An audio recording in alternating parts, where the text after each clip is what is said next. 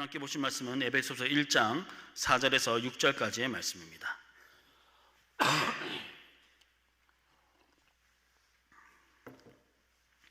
에베소서 1장 4절에서부터 6절까지의 말씀, 우리 한 목소리로 같이 읽도록 하겠습니다. 시작. 곧 창세전에 그리스도 안에서 우리를 택하사 우리로 사랑 안에서 그 앞에 거룩하고 흠이 없게 하시려고 그 기쁘신 뜻대로 우리를 예정하사 예수 그리스도로 말미암아 자기의 아들들이 되게 하셨으니 이는 그가 사랑하시는 자 안에서 우리에게 거저 주시는 바 그의 은혜의 영광을 찬송하게 하려는 것이라. 아멘.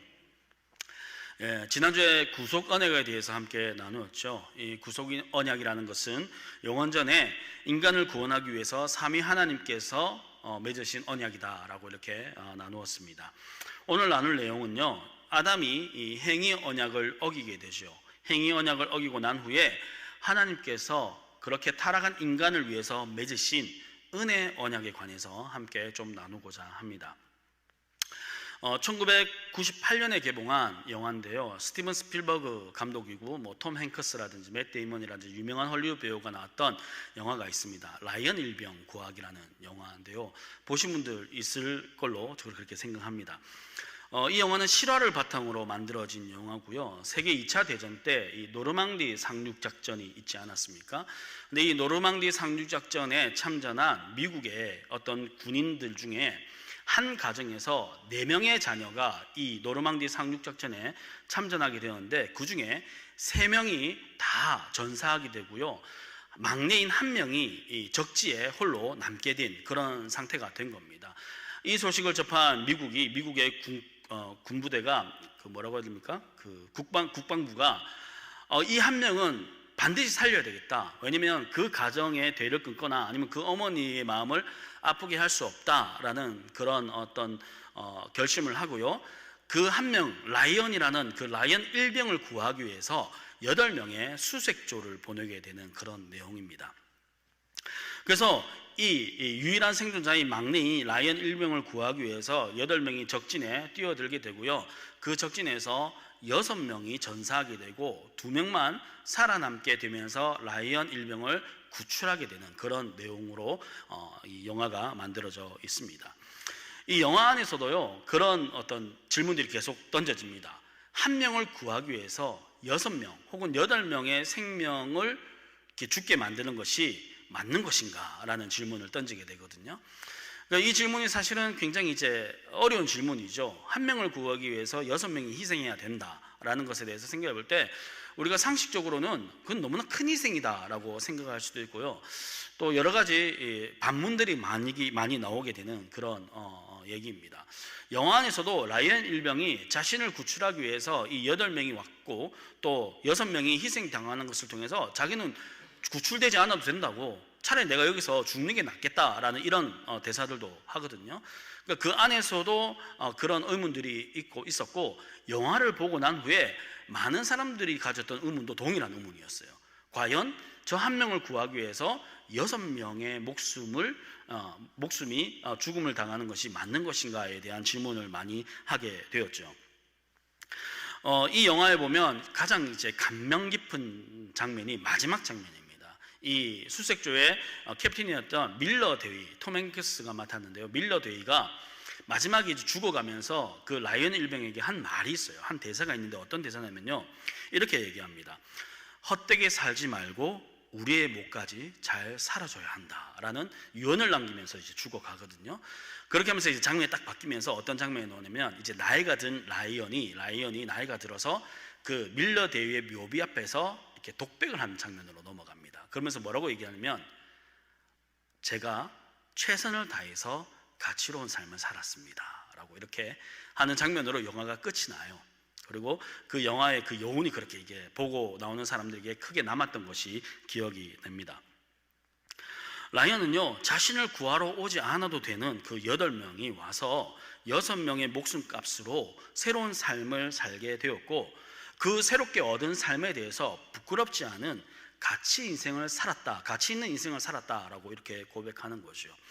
여러분, 뭐 여러 가지 뭐 6명이 희생하는 게 맞냐 틀리냐 이런 이야기를 할 수 있지만 라이언 일병의 입장에서는요, 생각해 보면 정말 감사하지 않을 수 없는 거죠. 자신 한 명을 구하기 위해서 6명이 희생을 했다는 것에 대해서 감사하지 않을 수 없고, 더구나 그렇게 주어진 그 삶을 막 헛되이 막 아무렇게 살 수는 없게 되는 거지 않습니까? 그래서 그가 고백했던 것처럼 최선을 다해서 보답하는 삶을 살지 않을 수 없었던 겁니다. 저는 이 라이언 일병 구하기 이 영화를 생각할 때마다 어떤 생각이 들면 은혜 언약에 관한 생각을 계속하게 됩니다. 은혜 언약. 혼자 아무것도 할 수 없는 그 죽음만을 기다리고 있었던 라이언 일병을 구하기 위해서 자신들을 희생하며 그 라이언 일병을 구하러 왔고 실제로 구해줬던 거 아닙니까? 이것이 마치 죄와 비참함에 빠져서 절망하고 있던 인간을 하나님께서 그냥 내버려 두시지 않으시고 구원해 주신 것과 조금 유사하다, 비슷하다라는 생각이 들기 때문입니다. 우리가 오늘 함께 보게 될 소위문답 20문은요, 우리에게 가르쳐주고 있는 것이 바로 이 은혜 언약에 대한 내용이거든요. 우리 같이 한번 읽어봤으면 좋겠습니다. 제가 문제를 읽어볼게요. 하나님께서는 모든 인류를 죄와 비참의 상태에서 멸망하도록 버려두셨습니까? 답을 같이 한번 읽어보죠. 시작. 하나님께서는 오직 그분의 순전하고 선하신 뜻을 따라 영원전부터 어떤 이들을 영생애로 택하시고 은혜의 언약을 맺으셔서 구속자로 말미암아 그들을 죄와 비참에서 건져내시고 구원의 상태에 이르게 하셨습니다. 이게 은혜의 언약에 관한 내용이에요. 우선 하나님께서 인간을 죄와 비참의 상태, 여러분 죄와 비참의 상태가 어떤 건지 제가 말씀을 드렸죠. 이 죄와 비참의 상태에 그냥 내버려 두지 않으셨다는 것이 참으로 놀라운 일입니다. 왜냐하면 그 죄와 비참한 상태에 이르게 된 이유가 무엇 때문이에요? 바로 인간의 범죄 때문이잖아요. 인간의 잘못 때문에 그 죄값을 받는 것이 당연한 거잖아요. 그래서 그 죄와 비참의 상태에 놓여진 게 억울하거나 이상한 것이 아니기 때문이에요. 하나님께서 그냥 내버려 두셔더라도 힐난할 사람이 없어요. 하나님을 비난할 이유가 없단 말입니다. 그렇게 내버려둬도 인간의 입장에서는 할 말이 없는 거였어요. 그런데 하나님께서 그렇게 하지 않으시고 은혜 언약을 맺으셔서 구원하게 하셨다는 겁니다. 여러분, 우리가 한번 생각해 볼까요? 하나님의 공의를 한번 생각해 볼 거예요. 하나님의 공의를 생각하면 죄와 비참의 상태에 내버려두는 게 맞습니다. 왜냐하면 공의라는 것은요, 죄에 대해서는 심판을 하시고 의에 대해서는, 잘한 것에 대해서, 선에 대해서는 복을 주시는 걸 공의라 하거든요. 그러니까 죄를 지었기 때문에 그 죄값을 받는 것을 내버려 두는 것이 하나님의 공의의 관점에서 봤을 때는 맞는 겁니다. 그런데 하나님은 공의의 성품만 가지고 계신 게 아니죠. 또 어떤 성품이 가지고 계세요? 반대된다고 생각할 수 있는 사랑의 성품을 가지고 계시지 않습니까? 사실 이거 반대되는 건 아니지만 어쨌든 하나님의 사랑을 생각한다면 긍휼하심으로 용서해 주실 수도 있는 거예요. 여러분, 이런 딜레마가 있는 겁니다. 죄를 벌을 받아야 맞는 것인데 또 용서도 해줘야 된다는 거죠. 자, 이런 딜레마 속에서 우리가 주목해야 될 표현이 있는데요. 오늘 우리가 읽던 이 신문의 답에 보면 오직 그분의 순전하고 선하신 뜻에 따라 선택하셨다라는 표현이 나옵니다. 우리가 읽었던 에베소서 1장 5절에는요, 무엇이라고 표현하면 그 기쁘신 뜻대로라는 표현을 사용하고 있지요. 하나님의 선하시고 기쁘신 뜻이라고 하면 우리가 계속 이제 소유르 문답을 이렇게 들어오면서 선하시고 기쁘신 뜻이라고 하면 두 가지가 생각나셔야 됩니다. 하나는 뭐냐면 작정이라는 표현이 생각나셔야 돼요. 또 하나는 뭐냐면 제가 지난주에 함께 나눴던 구속 언약이 이제 생각나셔야 되는 거예요. 이 두 가지, 작정과 구속 언약은 언제 일어난 일입니까? 시간에 상관없는 영원 전에 일어난 일이라고 제가 말씀을 드렸죠. 그러니까 영원 전에 하나님께서 작정하시고 구속 언약을 맺으시는 것이기 때문에 외부의 어떤 것에 의해서 영향을 받지 않는다는 겁니다.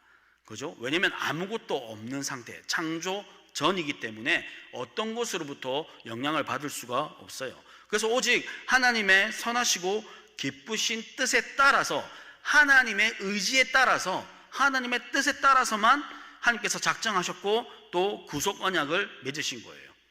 그래서 여러분 에베소서 1장 4절에서도 창세전이라는 표현을 사용하고 있고요, 이 신문에서도 영원 전부터라는 표현을 사용하고 있는 겁니다.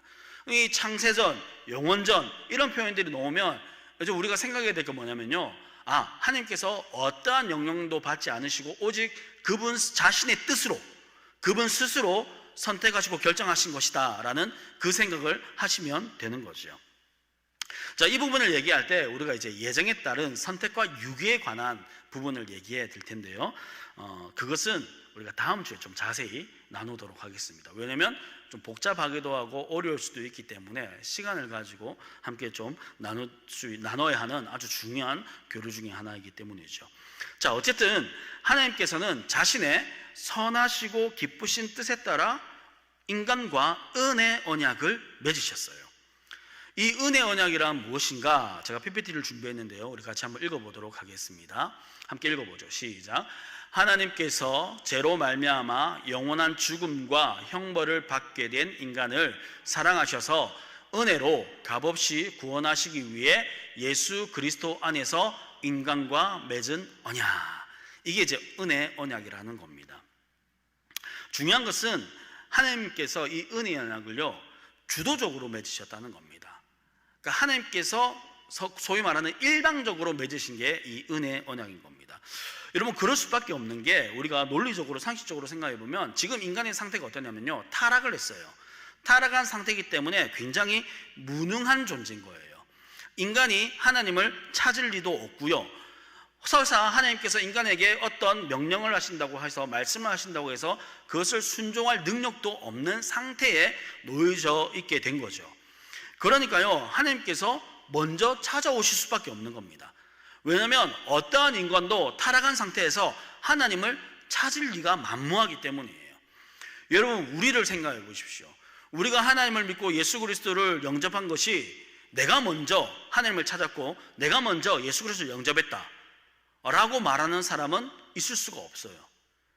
하나님께서 우리에게 다가오셔서 우리의 마음을 두들기시고 우리에게 그 마음을 주셔야지만 우리가 하나님을 믿을 수 있고 그리스도를 영접할 수가 있는 거죠. 왜냐하면 우리 모두는 타락한 존재이기 때문에 하나님에 대한 개념 자체를 가지고 있지 않기 때문입니다.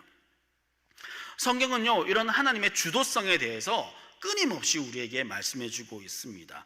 우리가 대표적으로 제가 두 말씀을 준비했는데요, 요한복음 15장 16절 3방절 말씀이랑 요한일서 4장 10절 말씀입니다.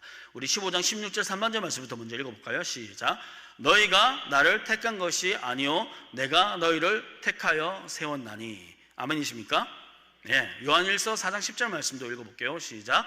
사랑은 여기 있으니 우리가 하나님을 사랑한 것이 아니요 하나님이 우리를 사랑하사 우리 죄를 속하기 위하여 화목 제물로 그 아들을 보내셨음이라. 아멘. 그러니까 항상 하나님께서 먼저 찾아오시고 먼저 말씀하시고 먼저 사랑해 주신 겁니다. 이게 하나님의 주도성이에요. 하나님께서 우리와 언약을 맺으실 때는요, 우리가 뭐 논의하고 이런 게 아니에요. 우리와 일방적인, 그래서 이제 편무 계약이라고 하거든요. 일방적으로 언약을 맺으시는 겁니다. 전적으로 무능한 인간에게는 그럴 수밖에 없는 거예요. 우리가 이 은혜 언약에 대해서 좀 더 상세히 살펴보기를 원합니다. 여러분, 이 은혜 언약의 당사자는요, 당연히 하나님과 타락한 인간입니다. 그죠? 하나님께서 인간과 언약을 맺으신다는 것은요, 행위 언약과 똑같지만 유사하지만 큰 차이점이 있어요. 어떤 차이점? 행위 언약 때 인간은요 타락하기 이전, 근데 은혜 언약의 당사자인 인간은 타락한 후의 인간이라는 겁니다. 이 상태가, 인간의 상태가 다른 거예요. 이 인간의 상태가요, 소위 말하는 맛이 갔어요. 지금 맛이 간 상태인데 하나님께서 그냥 내버려 두지 아니하시고 은혜 언약을 맺으시는 겁니다. 그러니까 은혜 언약의 당사자였던 이 인간은요, 맛이 간 상태잖아요. 무능의 상태잖아요. 불능의 상태잖아요. 그러니까 어떤 약속을 하더라도 그 약속을 지킬 수가 없는 겁니다. 여러분 한번 생각해 보세요. 약속을 지킬 수 없는 존재와 약속을 한다. 그 약속이 무슨 의미가 있겠습니까? 약속을 이행할 능력이 사람에게는 없는 겁니다. 여기에서 또 다른 차이점이 발생하게 되는데요, 그래서 은혜 언약에는요 반드시 뭐가 필요하냐면 중보자가 필요하게 되는 거예요. 왜요? 은혜의 당사자인 인간이 하나님의 약속을 이행할 능력이 없기 때문입니다. 그래서 이 중보자, 이 은혜 언약의 조건이 되는 것이 바로 중보자가 필요하다는 건데요. 행위 언약에서는 아담의 순종이 조건이었지만 더 이상 순종할 수 없는 존재가 되었기 때문에 인간이 온전한 순종을 할 수 있는 중보자이신 예수 그리스도를 믿는 것이 은혜 언약의 조건이 되는 겁니다. 왜요? 인간은 어떠한 행위를 하더라도 하나님의 기준을 만족시킬 수 없기 때문입니다. 왜? 모두 다 타락했기 때문에. 그러니까 인간이 어떤 일을 하는 것이 아니라 누가 하신다고요? 온전히 순종하실 수 있는 성자 예수님께서 이 순종을 통하여서 하나님의 만족을 채우시는 겁니다. 또한 그 예수 그리스도를 믿는 이 믿음조차, 그죠? 예수 그리스도를 믿는 믿음조차 부패하고 무능한 우리에게서 나온 것이 아니고 하나님께서 주신 선물이기 때문에 말 그대로 이것이 은혜의 언약인 거예요. 왜요? 하나님께서 다 해주시는 거잖아요. 우리가 이 말씀을 한번 읽어볼까요? 에베소서 2장 8절에서 9절 말씀입니다. 함께 읽어보겠습니다. 시작. 너희는 그 은혜에 의하여 믿음으로 말미암아 구원을 받았으니 이것이 너희에게서 난 것이 아니요 하나님의 선물이라. 행위에서 난 것이 아니니 이는 누구든지 자랑하지 못하게 함이라. 아멘. 그러니까 이게 은혜에 의한 믿음이 우리에게 주어진 겁니다. 우리에게서부터 나온 건 아무것도 없는 거예요. 그죠? 이걸 우리가 기억할 필요가 있는 거예요. 그러면 이 조건이 예수 그리스도를 믿는 것이 조건이라고 했잖아요. 그러면 이 은혜 언약을 통해서 하나님께서 우리에게 주시는 약속이 있을 거 아닙니까? 행위 언약의 조건은 순종이었고 그 약속은 영원한 생명이었습니다. 그러면 은혜 언약의 이 조건은 예수 그리스도를 믿는 것이고 그 예수 그리스도를 믿음으로 우리에게 주어지는 것이 무엇이겠습니까? 한마디로 말하면 뭐예요? 구원인 겁니다. 구원. 죄사함과 영생인 거죠. 죄사함과 영생. 예수 그리스도의 십자가로 말미암아 우리의 죄가 사해졌습니다. 예수 그리스도의 부활로 말미암아 우리에게 영생이 주어진 겁니다. 십자가와 부활이 우리의 구원을 확증해 주시는 거예요. 요한복음 3장 16절, 18절, 36절 말씀인데요. 우리가 차례차례 한 번씩 읽어보도록 하겠습니다. 자, 16절부터 읽어볼게요. 시작.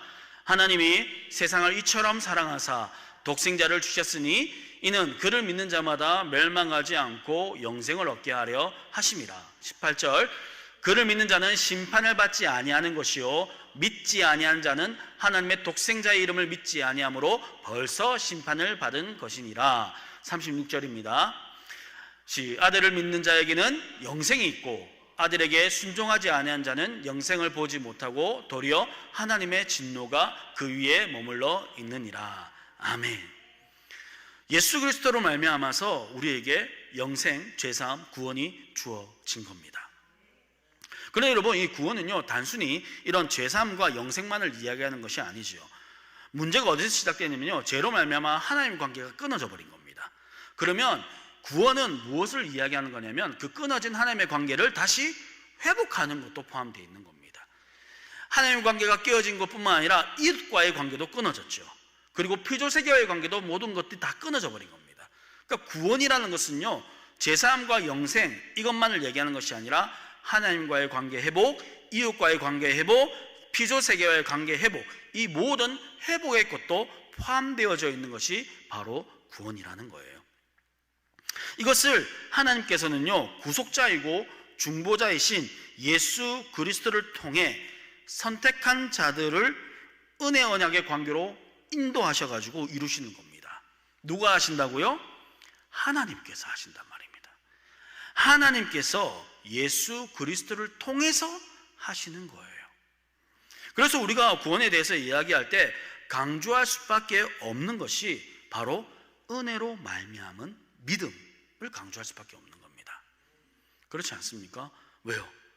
우리가 한 게 아무것도 없으니까요. 누가 행위를 자랑할 수 있겠습니까? 하나님 앞에서 어떤 자가 자신이 한 그 행위를 통해서 구원을 얻을 수 있겠습니까? 은혜 언약의 내용이 그거 자체가 아닌 거예요. 너희가 이렇게 하면 내가 너희를 구원해 줄게, 이런 내용이 은혜 언약 안에는 하나도 없어요. 불능하고 무능한 상태에서 인간을 구원하시기 위해서 하나님께서 택하신 방법, 예수 그리스도를 통해서 그 일을 행하신 겁니다.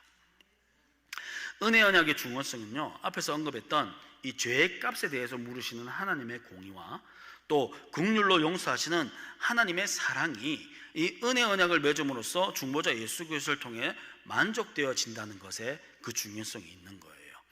그렇지 않습니까? 하나님의 공의를 어떻게 만족시켰었습니까? 예수 그리스도를 희생시킴으로 만족시킨 거잖아요. 그럼 하나님의 사랑을 어떻게 만족시켰습니까? 동일합니다. 예수 그리스도를 희생시킴으로 만족시킨 거예요. 그래서 우리가 이런 얘기 많이 하잖아요. 십자가가 뭐냐? 십자가는 하나님의 사랑과 공의의 최정점이다. 이런 표현을 쓰는 이유가 여기에 있는 겁니다. 또한 이 은혜 언약은요, 구속 언약과 마찬가지로 절대로 깨어질 수 없는 확실한 약속이라는 점도 매우 중요한 겁니다.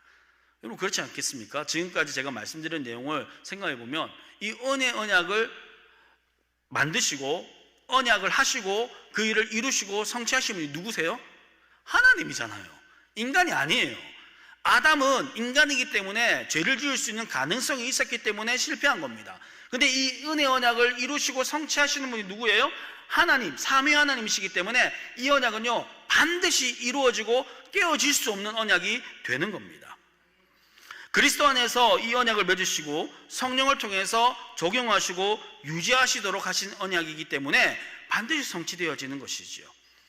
그러니까 이 은혜 언약을 맺으시고 성취하시고 유지하시는 그 책임이 삼위 하나님에게 있는 것이 이 은혜 언약의 특징인 겁니다. 자, 그런데 여기서 여러분 한 가지 질문이 생기죠. 안 생기시나요? 저는 질문이 생기더라고요. 어떤 질문이 생기냐면, 은혜 언약이 그런 놀라운 은혜인 건 알겠어요. 모든 것을 하나님께서 다 하신 건 알겠어요. 우리 위해서 예수 그리스도를 중보자로 보내시고 희생시키신 것도 알겠어요. 우리를 구원하시기 위해서 그 언약을 맺으셨다는 것을 다 알겠어요. 그런데 질문이 이겁니다. 도대체 왜 하나님은 우리를 위해서 이렇게까지 하시냐는 거예요. 도대체 왜? 여러분 그 이유는요, 하나님께서 우리를 특별하게 창조하셨기 때문이에요. 우리의 창조 목적이 있기 때문입니다. 우리를 왜 창조하셨습니까? 그냥 대충 에덴 지어놓고 너 이 땅을, 이 세상을 어떻게 다스리는지 내가 두고 보자, 이렇게 우리를 창조하신 게 아니지 않습니까? 하나님과 사랑의 교제를 나누는 관계로 우리를 창조하셨기 때문이에요. 여러분, 천사가 타락했을 때 하나님께서 그 천사를 위해서 은혜 언약을 맺지 않으십니다. 타락한 천사의 말로는 심판이에요. 둘째 사망으로 영원한 무적인 가운데 들어가게 된다고 계시록에서 얘기합니다. 타락한 천사를 향해서 하나님께서 심판을 행하시지 긍휼을 통해서 구원을 행하시지 않습니다. 사람을 향해서만 그렇게 해요. 왜냐하면 천사를 창조하신 목적과 사람을 창조하신 목적이 다르기 때문입니다. 하나님께서는 우리와 사랑의 교제를 하기를 원하시는 거예요. 그리고 우리는 그를 위해서 하나님의 형상으로 창조되온 거죠. 그러니까 망가진 채로 내버려 둘 수가 없었던 겁니다. 여러분 한번 생각해 보세요. 여러분 자녀들이 있지 않습니까? 여러분 자녀들이 망가진 채로 있어요. 그대로 내버려 둘 부모는 없습니다. 그죠? 이 망가진 상태에 있는 자녀들을 위해서 뭐라도 하실 수 있지 않습니까? 병원을 가거나 상담을 받거나 아니면 뭐 여러 가지 헌신을 하거나 모든 걸 할 수 있는 겁니다. 왜요? 그 자녀를 사랑하기 때문이죠. 사랑해야지, 우리 아들 딸을 사랑해야지, 그런 부모는 없을 겁니다. 그냥 사랑하는 거예요. 내 자식이니까. 하나님께서 우리와 이 은혜 언약을 맺으시고 우리를 구원하시기 원하시는 이유는 거기에 있는 겁니다. 우리가 다음 주에 이 선택과 유기에 대한 교리를 배울 텐데요, 거기서부터 시작하는 거예요. 거기서부터. 그리고 이 은혜 언약의 시작을 알려주는 말씀이 있습니다. 이 은혜 언약의 말씀이 계시된 부분이 우리가 잘 알고 있는 창세기 3장 15절 말씀인데요, 이 원시복음이라고도 하기도 하죠. 같이 한번 읽어보도록 하겠습니다. 시작. 내가 너로 여자와 원수가 되게 하고 내 후손도 여자의 후손과 원수가 되게 하리니 여자의 후손은 내 머리를 상하게 할 것이요 너는 그의 발꿈치를 상하게 할 것이니라 하시고. 아멘. 여자의 후손이 예수 그리스도, 이 여자의 후손이 예수 그리스도 동안 구원과 회복을 약속하신 말씀이 아담이 타락하자마자 하나님께서 이 말씀을 하세요. 이 말씀은요, 그러니까 뭔가를 수습하기 위해서 어떻게 해야 되지 하면서 나온 말씀이 아니에요. 이미 지금 우리가 지난주에 배웠지 않습니까? 영원전의 구속 언약을 통해서 이미 하나님께서 작정하신 내용을 이제 계시하신 것뿐입니다. 그렇게 구원해 주시겠다는 거죠. 중보자 예수 그리스도를 보내서 그의 희생으로 말미암아 타락한 인간을 구원하시겠다라고 약속하시는 겁니다. 그리고 이 약속의 말씀 위에 하나님의 사람들과 계속 언약을 맺으세요. 언약을 맺으심으로 점진적으로 계시하시고 때가 참에 그리스도께서 이 땅에 인간을 몸을 입고 오셔서 십자가에 죽으심으로 그 약속을 성취하게 되는 겁니다. 그러니까 성경의 이야기는요, 결국에는요, 이 은혜 언약이 어떻게 이루어지느냐에 대한 내용이 기록되어져 있는 겁니다. 말씀을 정리할게요.